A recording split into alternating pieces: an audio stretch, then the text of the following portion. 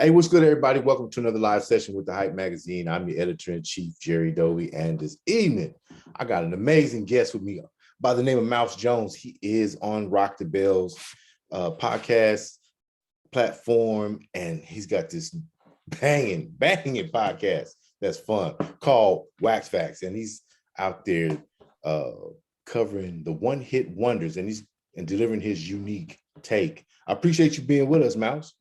Thank you for having me. I appreciate you. All right, man. So, bro, from the inside looking out, who is Mouse Jones? Talk to us. From the inside, wow. From the inside looking out, I'm probably a guy with some guy with a big mouth that doesn't know when to shut up. Or I could just be, just your new favorite, sometimes problematic talking head. Depends on how you're looking at it. Okay. What was the defining moment that let you know that you needed to weigh in and bring some commentary, some insightful commentary to the world of hip hop? To be honest, that probably started when I was probably like 8 or 9, sweeping up in my uncle's barbershop. I would sit and listen, sweeping up, you just sit and listen, and you would hear how those guys kind of articulated those points.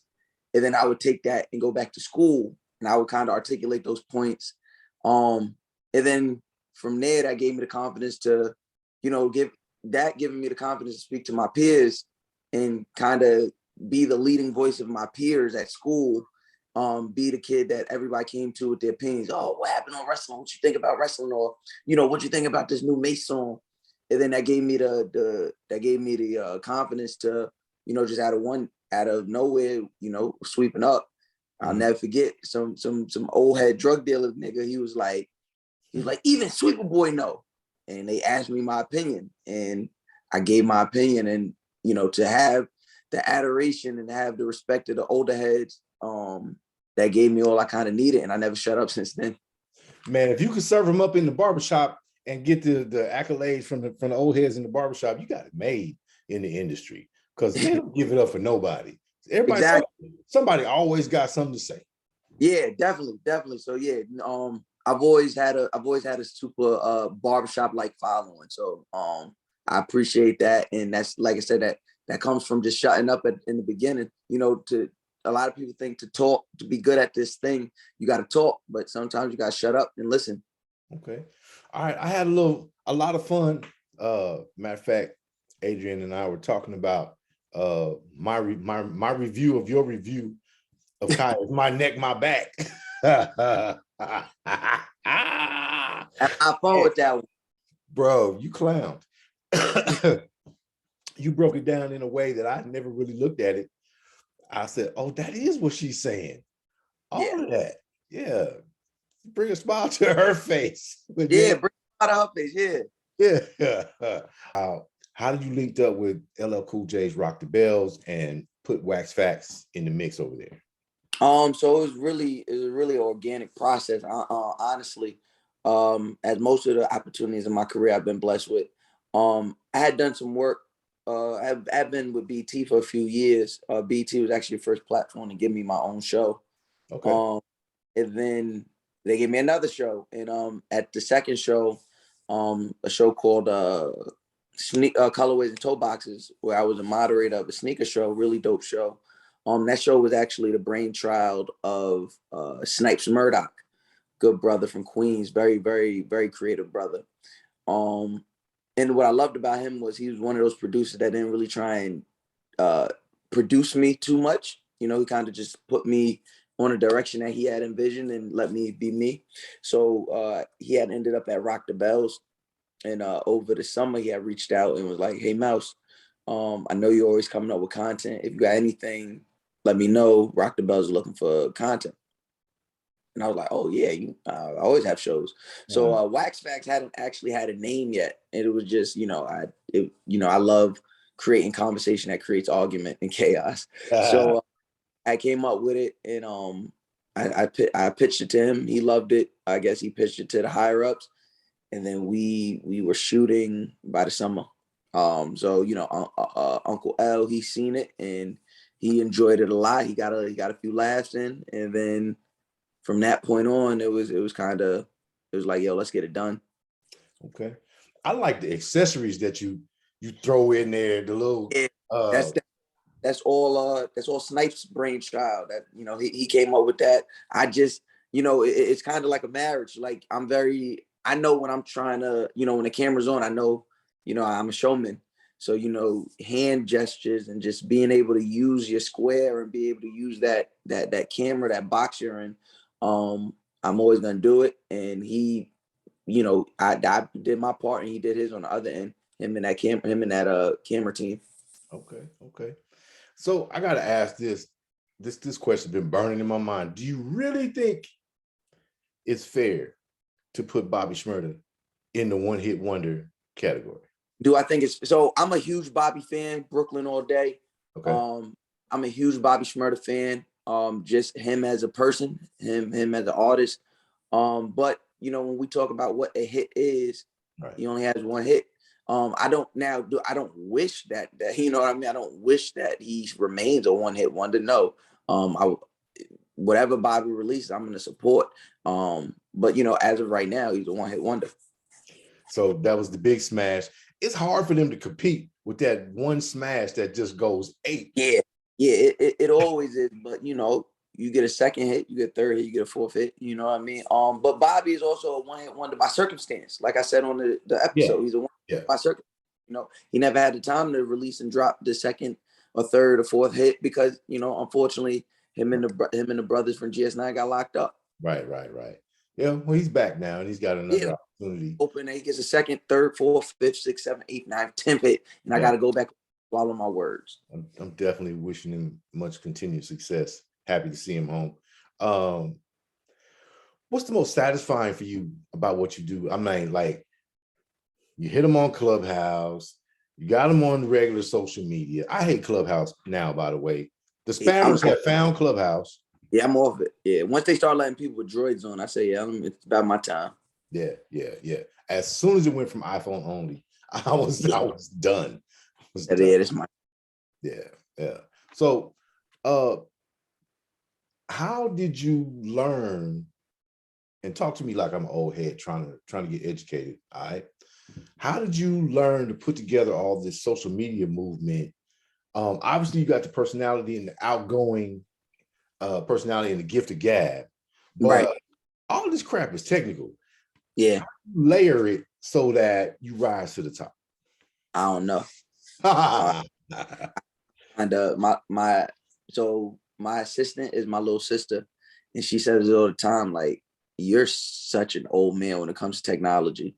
Like, I've been trying to learn TikTok for like the past 2 years. Like, I don't, you know, the Twitter has always been my go-to, just because, you know, that's what I get going first. And that's easy. You just type. Instagram wasn't that hard once they came out with like the video function. And I still, you know, social media takes a lot of effort that I don't really have the time, or maybe I just don't have the time, or I don't have the energy to put into it. I put my energy into my work. And then, you know, I allow the people to, you know, put it on social media. So a lot of that social media presence is from the fans. A lot of that social media, like, there's a few videos that go viral of me from the grapevine or from, you know, whatever platform I was on. They go viral every couple of months, and that's because of the fans. I've never put that stuff up. That, you know, they do it. You know, it's on TikTok and now it goes viral every 2 weeks instead of every 2 months when it was just on Twitter and Instagram. So yeah, I just know how to post pictures. It's very simple with me. I post pictures on Instagram with Jay-Z captions, and I tweet my thoughts. And you know, I think people do like the fact that I've used the stories on Instagram. But that's easy. It's just posting a caption or posting a picture that you wouldn't post on your grid. Everything else just happens to be happenstance. You know, Clubhouse, I was good on Clubhouse because it's just talking. You're just opening the app and you're talking. Right. So yeah, I don't know. With the success I do have, it's pretty much been organic for you then. Okay. Yeah. And it happens in step, stages, and degrees.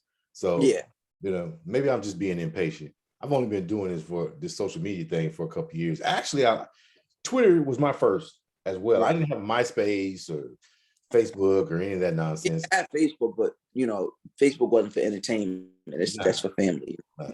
Yeah. Well, actually, I had a Facebook. I haven't been on it in like 4 years, right? Not logged in for anything. I think it's evil. But I found Twitter. I was sitting I was off mission in Afghanistan, sitting in Afghanistan 09. And that's where I found Twitter. I'm like, these people are talking about stuff. Okay, little clips. So I had fun with that. And that's where I've been since 2009. Now the Instagram space. Say again? You served? Yeah, I just retired in 2013, actually. Oh, okay, okay. I served as well. And it's so funny. So when you're saying that, when you said off mission, it like perked my head. And you said 09, I was like, that's what I found Twitter. Like, yeah. Yeah, Afghanistan Army, retired Army. Okay, I was Spec Ops Corpsman in the Navy. Okay, okay, okay. Thank you for your So service. yeah, we were in Bahrain when I made my Twitter account. Okay, I was in Sharana. Okay. I was on the southeast side. Okay. Yeah, I'm like 60 miles from Kuwait. Not Kuwait, but Okay. the S word. I was 60 miles from the S word. Yeah, we got certain words we can't say no more. Right, right, right. Anyway, so thank you again for your service. I appreciate you. Thank you. You know what I mean? It's my pleasure. I feel like I got a fair shake. You know what I mean? So they paid me to take my ball and go home. I'm not complaining, and I still have all of my limbs. You know? That's a blessing because I gave them 4 and got up out of there. Man, I was trying. I was trying to stay, but they was like, "No, you're broke. You broke." So you have to go. I'm like, "Fine. You gonna pay me what?" Oh, sure, no problem. I'm out of here. So I love it. But back to the fun stuff that we're doing now. It's like really energizing to find somebody who's as outspoken and cleverly outspoken as you are, witty. And were you ever an MC? Did you ever have any thoughts about that? Oh yeah, we all have, man. Much as I love it, man. Yeah, I thought I was gonna be a rapper from probably the age of 14 or 15, because I was really in the streets. And I made the mistake that everybody makes. You think that everything is real. So, I was in the streets, listening to rap, thinking, oh, the more gangster stuff I do, the more stuff I have to rap about. But rapping, much like a lot of stuff, I've always been very intentional. So when rapping didn't feel natural. I was like trying to sit here and come up with rhymes, and it didn't flow naturally. So it would take me like 2 months to write a verse, where my friends was writing verses in like 3 to 4 minutes. So yeah, I was like, nah, I'm all right. Okay. So what's the most satisfying for you now, though, where you are and what you're doing with Whack Fact? Yeah, I don't know if there's one. There's a few. First and foremost, just my kids being able to see me doing things on my own reserve. You know what I mean? They're getting to see like firsthand, like, oh, my dad doesn't have to work a 9-to-5 job. My dad makes a living doing what he loves, and people adore him for it. So I think that's probably the first one. Second is being able to make an actual living doing it. I think third, which it's up to the person where they put priority in this thing, but for me it's pretty high. Getting adoration and admiration from my OGs, that means so much to me, because I'm such a person. I'm always been a person that looked up to the OGs, never been one to try and play them.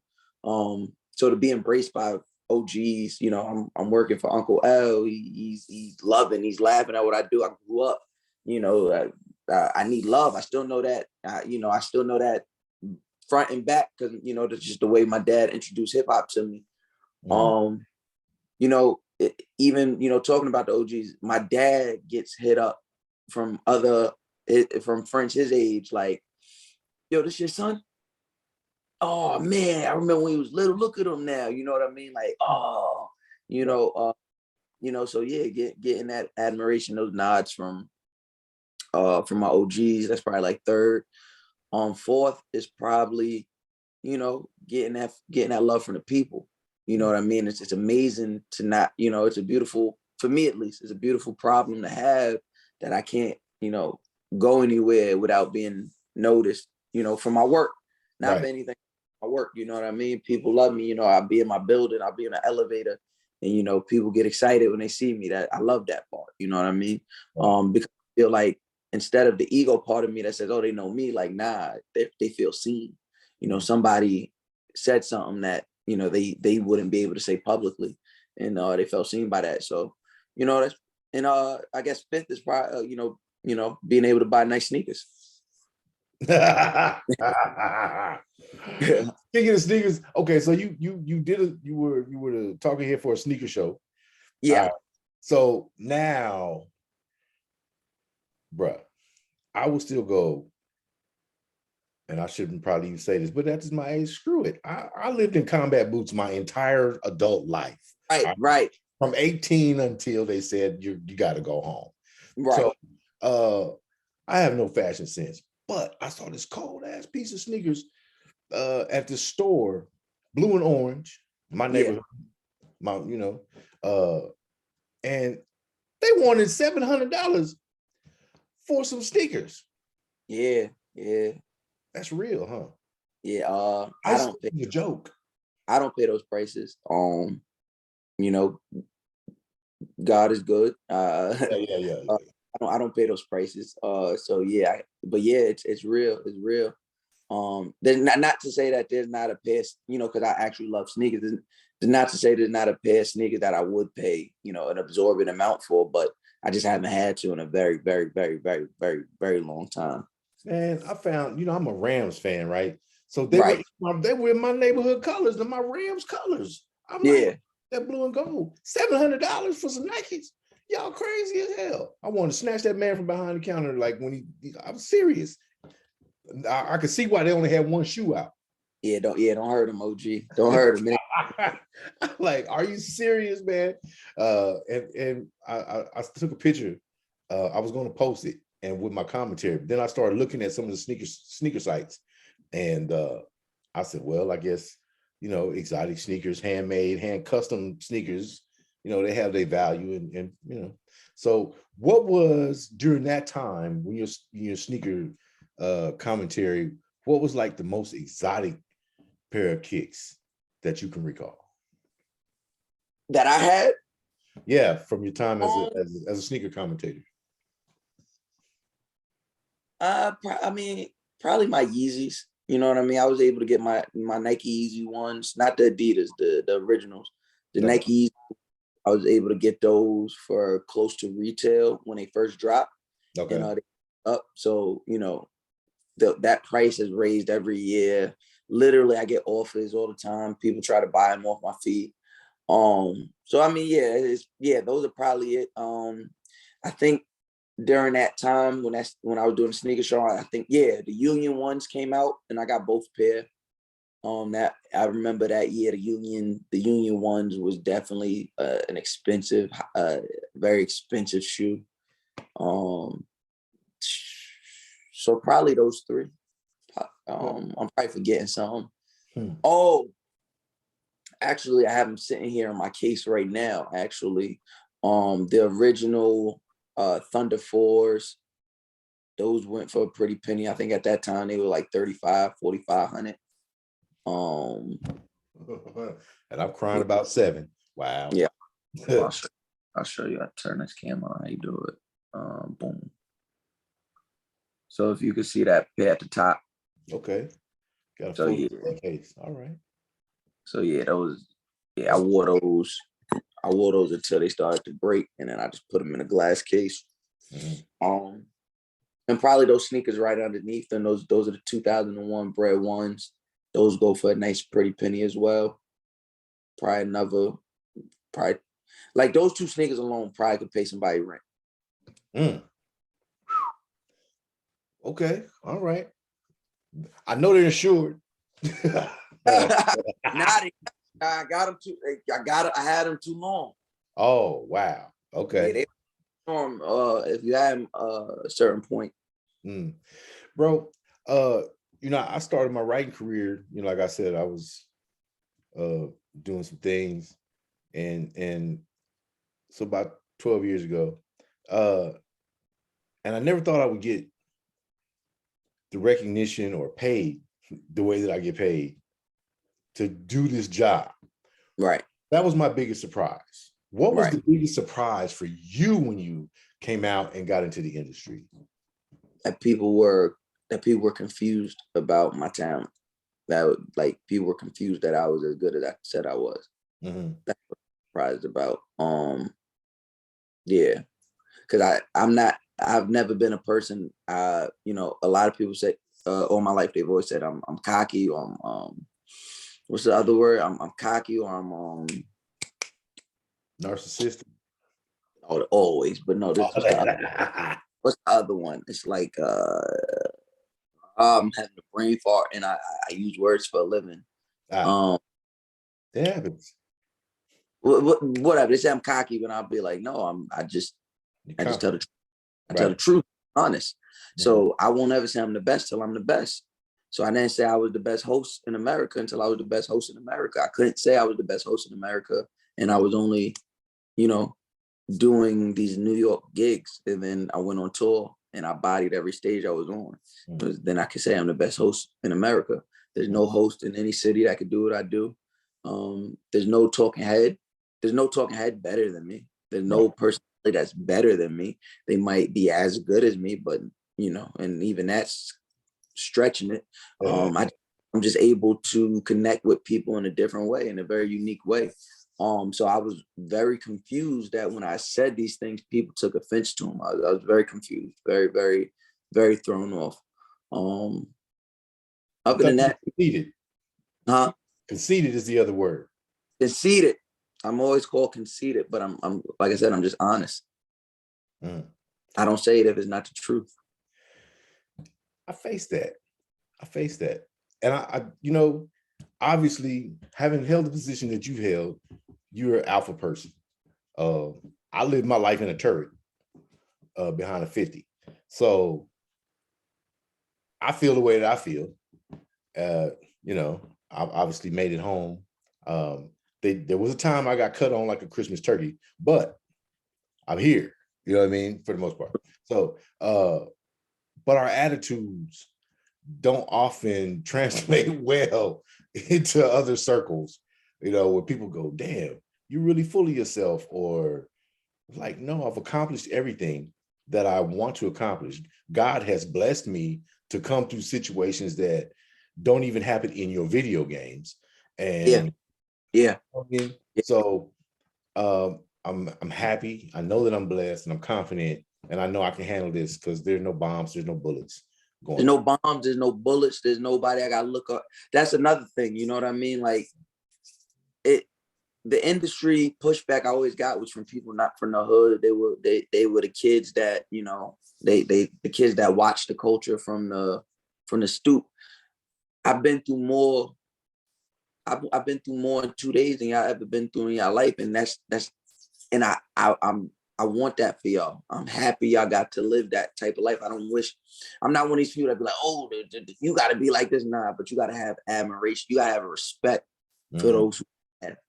Right. Just like, I don't think just because you live in America, I don't think everybody got to go fight. I'm not one of those people. But when you do go fight and you come home, the vets deserve the respect. Yeah, because they went and did what you wouldn't did. We went and did what y'all didn't do. We went and sacrificed time with our family and our loved ones to protect y'all freedoms. So it's the same thing with hip hop and the same thing with this culture. You don't gotta go out here and try and live the life I live. But when I show up and I got that talent to match what I'm talking, pay homage. Talk about hip hop, and I want to respect your time. Yeah, of course. Give me your take on the landscape and the fabric of hip hop as it's being rewoven right now. Can you ask that one more time? I said, could you give me your take on the state of the fabric of hip hop as it's being rewoven right now? That's an amazing question. I'm like, yeah, that's an amazing question. Like I wish I would ask a question like that. What's my take, man? I love it. I love it. I love it. I think I have a bit of a purist snob to me just because I grew up. I'm a tweener, right? I'm a millennial, but I'm a tweener. I'm the millennial that grew up right underneath my dad. You know what I mean? Like, Right. so I have a different outlook on hip hop. Hip hop was literally spoon fed to me like a school curriculum. You know what I mean? Like Rakim is in my top 5. Like, you know what I mean? Of course. So long time I was like, what is this new shit? But now I love it. You know what I mean? As long as the craftsmanship is there, I love it. As long as the showmanship is there, I love it. So I'm a huge fan of the drill rap scene, both sides, Chicago and Brooklyn. Love it. But I love I love the fact that we can have Brooklyn drill, we can have Chicago drill, but we can also have Tyler, the creator, make the best album, make the album of the year last year. And I love that, 2-3 years ago, he came out with Igor. You know what I mean? I love the juxtaposition there. I love the fact that we could have, legacy acts like Outkast still get their flowers, but, influence younger acts like Earth Gang, and they're getting their flowers. Love them. You know what I mean? And those are friends of mine. Shout out to Olu and shout out to Great. So I may sound biased when I show them love, but I really love those guys' craftsmanship. I love the fact that, we got to watch a lot of artists. I love the fact that we got to watch the big artists of today that's my age and a bit older. I love the fact that we got to watch their journey firsthand on the Uvu, the YouTube, in the mixtape blog era. Wale's one of my favorite rappers. I love the fact that I got to watch him grow from attention deficit all the way to now. Love the fact that we got to see Big Sean from Finally Famous all the way till now. You know what I mean? Like, I really do love it. I have my issues with, obviously I have my issues with unlearning and relearning how misogyny plays a part in hip hop. And I'm very active and I'm very, very much a proponent of, making sure that we create safe spaces for our Black women in hip hop, as well as making sure these spaces are reworked so that women don't have to survive hip hop. They can thrive in hip hop as well. There it is. Yeah. Yeah. But yeah, that's my take. Bruh, I couldn't have said that any better. That where they don't have to survive hip hop, they can thrive within hip hop. I mean, I'm a father of 6, a grandfather to 13, and Woo. Yeah, I taught my kids don't play with it. They made you. Did I lose you again? Oh no, I'm here. Okay, yeah. So we definitely can't say it strong enough that our women are worth protecting, and that we have a responsibility to not let the record labels dictate just how badly we treat our women in order to make money and sell records. There's levels to selling your soul, in my opinion. And it's not all about what you'll personally do for the money, but what you will allow the snake to get away with in your hen house in order to get along with them. So, and I don't make music. I'm not an artist, but I'm a man, and I see what's happening, and I see that other men are allowing other men and women to get away with this nonsense. So with all that preaching over, last but not least, what has been your funniest moment in your career? Something that made you go, WTF just happened? Kicking Funk Flex off stage, that was probably the funniest moment. Like getting into it with like Funk Master Flex in the middle of Brooklyn. Like Yeah, that's probably the funny. And then like it spilling over to the radio the next day, or that Monday. So no, it was we got into it on Sunday. Shit hit the fan. And then Monday it spilled over into the radio. To me, that was probably the funniest thing. Like you can't write that. You can't write the shit that happens in my life. Yeah, so that's probably the funniest. Okay. All right, folks. Mouse Jones. The new show is called Wax Facts. It's on the Bells. Wax Facts. And FAX, not FACTS. It's Wax Facts. It's like fax machine. FAX.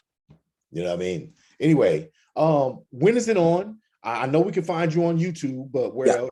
And how do we connect? So Wax Facts is on the Rock the Bells YouTube each and every Monday.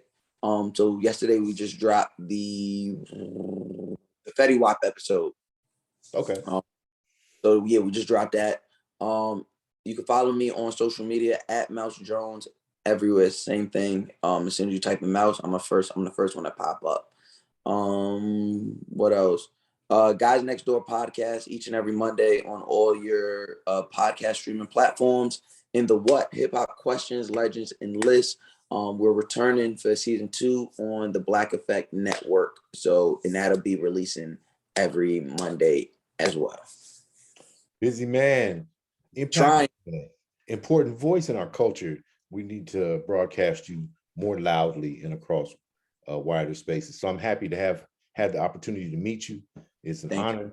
Once again, thank you for your service to this nation. And I look forward to talking to you again, hopefully, as we move forward again, maybe sometime in 2022 this summer, as you really get outside. Yeah. You know what I mean? All right, everybody. The Hype Magazine live sessions. Mouse Jones, my man. Peace.